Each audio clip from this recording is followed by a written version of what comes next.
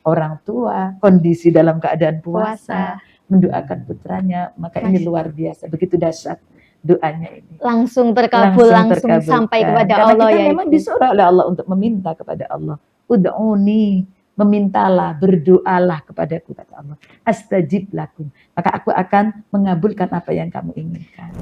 Anishkurli wali walidaik, maka dikatakan bersyukurlah kepadaku, kata Allah, dan kepada kedua orang tuamu.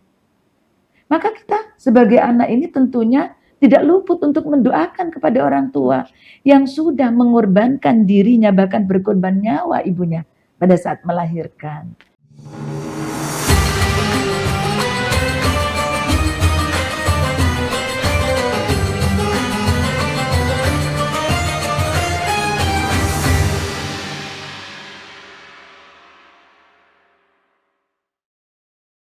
Assalamualaikum warahmatullahi wabarakatuh. Selamat datang di podcast Ramadan Wanita dan Islam bersama saya Alivia Diara yang pada hari ini akan membahas topik seputar doa. Doa kepada orang tua dan anak dan juga anak kepada orang tua. Kira-kira bagaimana itu? Ibu Hinda selaku dosen. Saya dosen di Institut Agama Islam Al-Khazini di Sidoarjo. Juga saya sebagai pengurus RMI dan LDNO di PCNO Sidoarjo. Mudah-mudahan ini kesempatan yang sudah kesekian kalinya di podcast kita Wanita dan Islam, di podcast Harian Surya. Betul. Kita akan membahas topik ini bersama. Baik Ibu, bagaimana kabarnya sebelum Baik itu? Sekali, Alhamdulillah masih diberikan kesempatan oleh Allah Subhanahu Wa Taala untuk bertemu dengan Tribuners di podcast kita kali ini. Mudah-mudahan ada kemanfaatan untuk kita bersama. Apa yang akan kita bahas bersama nanti, Mbak Diara? Baik Ibu, amin. Semoga bermanfaat untuk Tribuners sekalian. Baik, langsung ke topiknya untuk doa orang tua kepada anak. Kira-kira bagaimana orang tua berdoa kepada anak jika anaknya jauh di sana, Ibu, kira-kira? Begini ya, kita mengambil dari doa itu sendiri. Sesuatu yang memang sangat dianjurkan adalah doa itu sendiri. Karena merupakan sebuah tindakan kita memasrahkan kepada Sang Pencipta tentang apa yang untuk kita tidak mampu melakukannya. Itu adalah doa. Oleh sebab itu, di dalam Al-Quran juga disebutkan dalam firman Allah, Ud'uni astajib lakum. Memintalah, berdoalah kepadaku, kata Allah, maka aku akan mengabulkan apa yang kamu inginkan. Nah, dari ayat ini kita mencoba agar apa yang menurut kita tidak mampu kita lakukan, dengan lantaran kita meminta kepada Allah ini akan terkabulkan sesuatu yang mungkin mustahil bagi kita. Tidak ada yang impossible bagi Allah Subhanahu wa taala. Karena sesuatu yang menurut kita tidak mampu dan menurut Allah itu adalah mampu. Nah, itu ya. Makanya kita anjurkan untuk berdoa, dan berdoa. Sebenarnya sholat itu juga berdoa, Mbak. Sholat itu berdoa. Karena dari takbir, ini setelah takbir sudah doa. Ya, kabira walhamdulillahi katsira subhanallah inni wajjahtu wajhiya dan seterusnya. Ini adalah juga ungkapan doa kepada Allah. Ada doa iftitah, ada doa tahiyat, ada doa ini. Semuanya adalah rangkaian doa. Salat adalah rangkaian doa.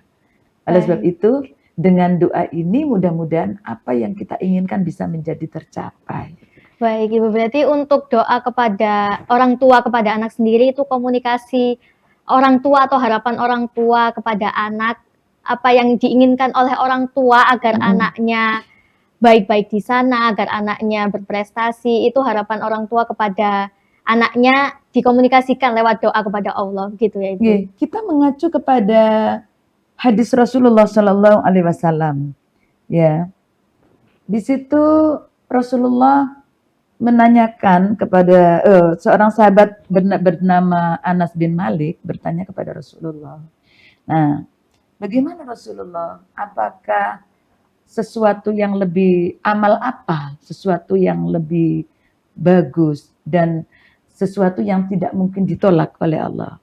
Nah, di antara 3 yang tidak ditolak adalah doanya orang tua kepada anaknya. Nah, dari mengacu dari sini, maka kita selaku orang tua itu tentunya menginginkan kebaikan terhadap anak kita.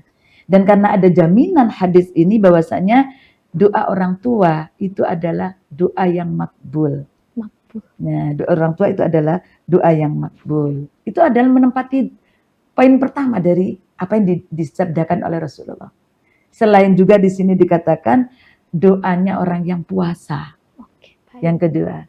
Dan yang ketiga adalah doanya orang musafir. Orang yang sedang bepergian. Karena kan orang yang dalam bepergian itu kondisinya juga, kalau seseorang itu dalam kondisi bepergian dan bisa memanage hatinya dengan baik, itu kan menunjukkan kebaikan orang tersebut.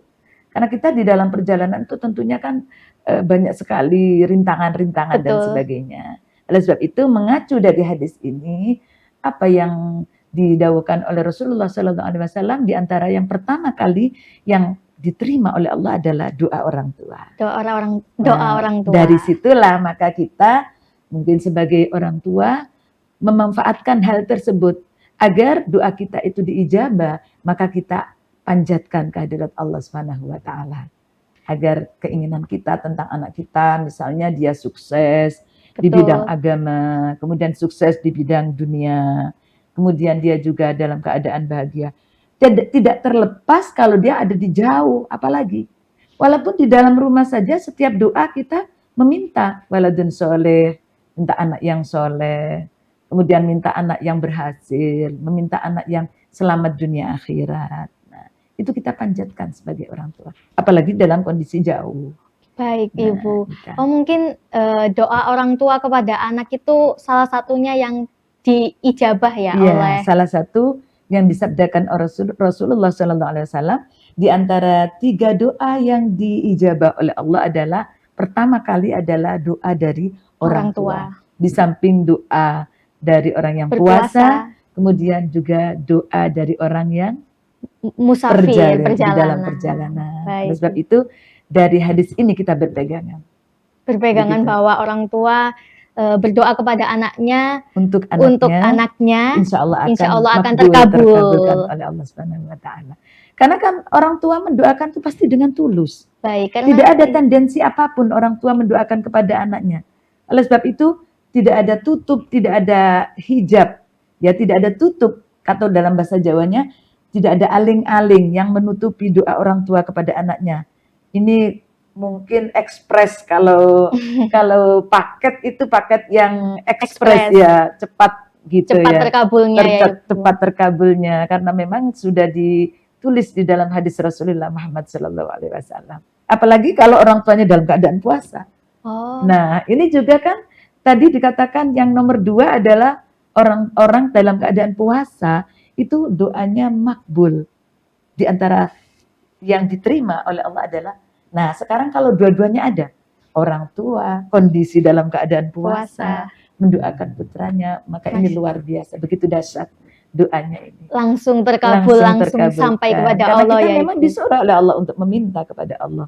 Ud'uni, memintalah, berdoalah kepadaku, kata Allah. Astajib lakum, maka aku akan mengabulkan apa yang kamu inginkan. Gitu. Untuk doa orang tua sendiri kan pastinya terkabul ya untuk anaknya. Tapi saya bertanya untuk doa anak sendiri itu bagaimana Ibu untuk orang tuanya? Apakah ada hadisnya kalau misalnya doa anak yang mungkin anak soleh atau anak yang hafal Al-Quran itu doanya pasti terkabul? Bagaimana? Begini nggih, kalau saya lebih mengambil kepada birrul walidainnya. Kita sebagai anak ini kan harus berbakti kepada orang tua ya. Kondisi orang tua bagaimanapun itu kita tetap harus berbakti. Kenapa? Karena memang ayat-ayat di dalam Al-Quran itu begitu banyak yang menunjukkan kepada kita bahwasanya perjuangan orang tua sejak masih di dalam kandungan. Seperti halnya di dalam Al-Quran ya. Di dalam surat Luqman ayat 14, a'udzubillahi minasyaitonirrajim. Bismillahirrahmanirrahim. Wa wassaynal insana biwalidayhi hamalathu ummuhu wahnan ala wahnin. Jadi ibu kita ini mengandung dalam kondisi yang semakin lemah dan semakin lemah. Mungkin banyak belum pernah Mengandung. mengandung. Belum pernah. Ya, karena masih belum. Nah, seperti saya awal di bulan pertama kita muntah-muntah sampai kadang masuk di rumah sakit karena tidak bisa makan sama sekali. Kemudian wahnan ala wahnin. 5 bulan berikutnya semakin berat. Apalagi 7 bulan, 8 bulan, 9 bulan. Betul. Nah, kemudian beranjak pada wafisaluhu fi amaini. Kemudian kita menyusui sampai 2 tahun. Ya, kemudian anishkurli wali walidaik. Maka dikatakan, bersyukurlah kepadaku kata Allah dan kepada kedua orang tuamu. Maka kita sebagai anak ini tentunya tidak luput untuk mendoakan kepada orang tua yang sudah mengorbankan dirinya, bahkan berkorban nyawa ibunya pada saat melahirkan. Nah, ketulusan anak di dalam mendoakan orang tua dikarenakan dia merasa bagaimana perjuangan orang tua ini dalam hidup anak ini, mulai dari kandungan, Sampai kemudian dewasa. menyusui, kemudian masih waktu kita berjuang merangkak, memberikan pelajaran berbicara, kemudian Berdiri, sampai ada step sampai kita bisa seperti ini.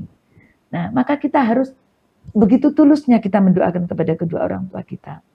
Nah, inilah yang menyebabkan doa kita insya Allah akan terkabul karena ketulusan diri kita untuk mendoakan kepada orang tua kita. Bahkan kalau orang tua kita sudah ada di liang kubur, kita tetap mendoakan. Seperti doanya, Robbi firli wali walidayya warhamhuma, dan belasi dia, kasihi dia, kama robbayani shaghira, seperti mereka mengasihi saya pada saat saya masih kecil. Bagaimana mereka menggantikan popok saya, tidak tidur semalam. Bagaimana mereka membawa kita untuk nyaman dalam tidur kita, sampai berkorban untuk begini dan begitu. Makanya dalam doa kita, Robbi firli warhamni kama robbayani shaghira. Nah, itu. Belasi dia kepada seperti kau mengasihi diriku. Robbi firli warhamni. Baik, berarti untuk doa anak sendiri itu akan diijabah karena dia merasa orang tuanya sudah berkorban banyak. Betul dari sekali. Dia di kandungan sampai dia sekali. Belajar merangkak, berdiri, berbicara hingga dewasa. Bayangkan saja bagaimana pengorbanan orang tua kita. Ya, kalau kita tidak punya rasa untuk mendoakan kepada beliau, bagaimana kita akan diampuni oleh Allah? Sementara bagaimana tadi disebutkan bahwasanya di antara orang-orang yang dipanjangkan umurnya adalah orang-orang yang birrul walidain. Orang-orang yang mengasihi kepada kedua orang tuanya, itu akan dipanjangkan umurnya oleh Allah Subhanahu wa taala. Baik, kita juga mendoakan kepada kedua orang tua kita. Untuk pertanyaan selanjutnya, mungkin tidak semua anak itu memiliki hubungan yang baik ya Ibu kepada kedua orang tuanya. Nah, untuk hal yang seperti ini, apakah anak itu boleh tidak mendoakan orang tuanya atau mengabaikan orang tuanya? Itu kan kembali kepada diri anak tersebut. Ketika kita merasa bahwasannya diri kita punya hutang budi kepada orang tua atau kepada orang lain, bagaimana sampai orang tua kita kan mengorbankan nyawa. Betul. Jadi apapun tindakan dari orang tua kita itu tidak sebesar perjuangannya. Baik. Ini kita harus menasihati diri kita sendiri. Katakanlah mungkin orang tua tidak bisa memberikan yang lebih seperti teman-teman kita. Betul. Karena keterbatasan orang tua kita. Betul. Dalam segi ekonomi atau dalam segi perhatian. Ada kalanya misalnya orang tua ini kondisinya memang waktunya habis untuk mencarikan nafkah. Bekerja. Iya, bekerja. Sehingga mungkin tidak bisa yang mengantarkan sekolah seperti halnya ibu-ibu yang sudah terjamin nafkahnya dari suaminya. Dia masih membanting tulang untuk memenuhi kebutuhan, menambah karena mungkin dari suami kurang mencukupi. Ya. Nah, mungkin anak itu kadang menuntut yang lebih dari ibunya karena melihat dari temannya yang setiap hari diantarkan sekolah sama ibunya, dikasihkan bekal, caring dari orang tuanya dan sebagainya. mestinya kan ada sisi di mana kita itu menelaah bagaimana dengan kondisi ini apa penyebabnya. Kan begitu. Oleh sebab itu komunikasi antara orang tua dengan anak itu sangat penting sekali. Karena saya ini putra-putra saya itu putra-putri itu dari semua jenjang ada. Oh, Mulai dari kelas 4 SD ada, kemudian dari SMP ada, yang SMA juga ada, kuliah juga aja. ada. Lengkap Jadi ya, Ibu. cara kita menangani anak-anak kita ini pun berbeda-beda. Sesuai usianya. Sesuai dengan step-stepnya tersebut. Katakanlah kalau kita kepada anak kita yang masih di SD, di umur 8 sampai 11, 12 ya kalau SD itu. Tentunya mereka itu tidak mungkin kita tuntut untuk mengikuti keinginan kita secara totalitas. Mungkin hanya pengarahan saja. Sayang, ini waktunya jam segini, kamu harus ini. Ayo ibu dampingi dan sebagainya. Kemudian kalau di SMP sampai SMA, ini kan mereka itu lebih mengkhawatirkan lingkungan sekitar di luar. Karena mereka sudah tidak mungkin kita barengi 24 jam. Betul. Mereka ada di luar dengan teman-teman. Maka ini kata Rasulullah harus didampingi seperti tawanan perang. Karena tawanan perang ini harus kita awasi 24 jam, tapi tidak bisa kita sakiti mereka. Karena ini kan tawanan. Nah, oleh sebab itu, anak yang usia SMP, SMA ini sangat rawan sekali. Mereka masih labil. Iya, betul. Sementara pergaulannya sudah kemana-mana. Oleh sebab itu orang tua lebih ekstra untuk perhatiannya. Saya dulu punya anak yang tertutup. Mereka tidak mau bercerita tentang apa yang dia alami. Ini orang tua semakin bingung menyikapinya. Bingung berkomunikasi. Iya, tapi setelah saya ajak duduk bersama, kemudian saya bilang, ibu ini nggak tahu apa yang kamu inginkan. Kalaulah kamu punya sesuatu yang mau disampaikan, secara lisan tidak mampu, tulis aja, enggak apa-apa. Nah, ibu harus terbuka, open ya, harus terbuka dengan anak agar mereka mau menyampaikan apa yang menurut dia tidak suka dengan apa. Jadi kritikan itu tidak hanya berlaku untuk anak dari ibunya atau dari orang tua. Tapi anak kita perbolehkan untuk mengkritik kita selama kritik itu adalah membangun bagi kita sebagai orang tua. Oke, baik. Nah, kedewasaan orang tua itulah dituntut di sini untuk menerima kritikan itu. Oke lah, sayang di mananya ibu yang kurang. Oke. Nah, begitu. Sehingga terjalin komunikasi yang bagus antara orang tua dan anaknya.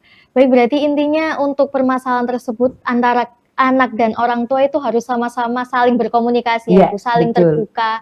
Walaupun ada konflik pun harus disampaikan kenapa, alasannya, dan juga inginnya anak dan orang tua itu bagaimana. Gitu. Ini sangat penting sekali karena makanya sekarang ini di sekolah-sekolah juga ada parenting.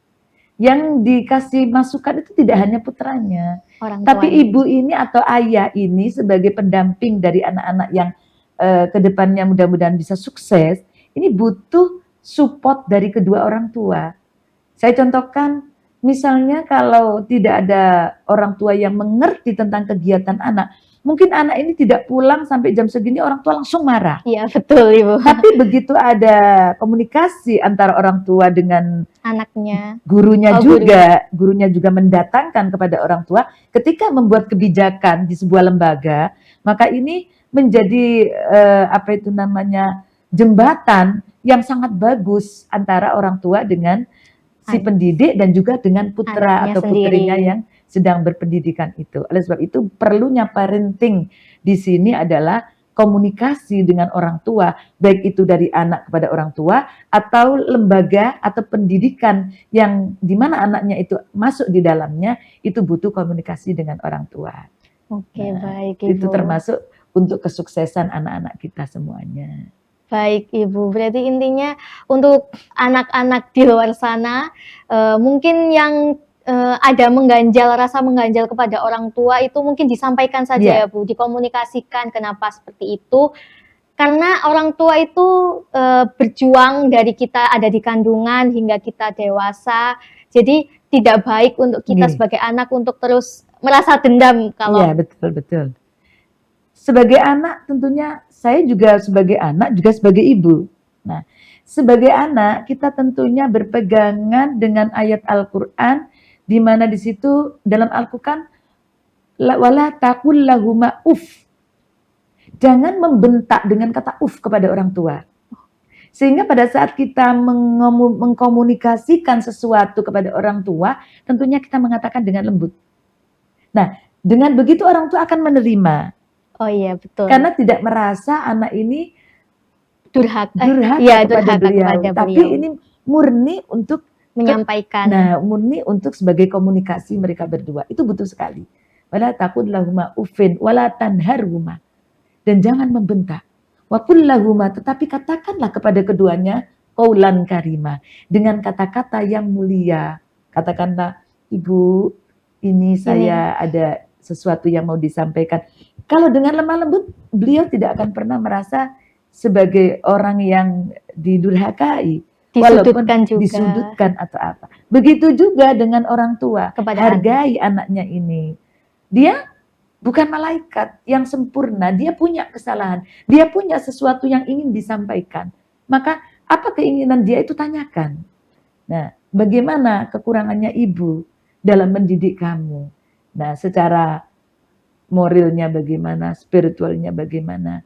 Seperti halnya di dalam kehidupan kita itu butuh komunikasi antar satu dengan yang lain. Nah, itu. Baik Ibu, untuk inti dari podcast hari ini berarti doa orang tua itu memang langsung terijabah kepada Allah. Kemudian doa anak kepada orang tua itu juga penting, walaupun anak sendiri memiliki rasa kecewanya sendiri kepada orang tua, tapi itu tidak memungkiri perjuangan orang tua dari dia di kandungan hingga dia dewasa. Jadi mungkin untuk hal tersebut harus dikomunikasikan ulang kepada orang tua dengan baik, ya Ibu, dengan bahasa yang baik.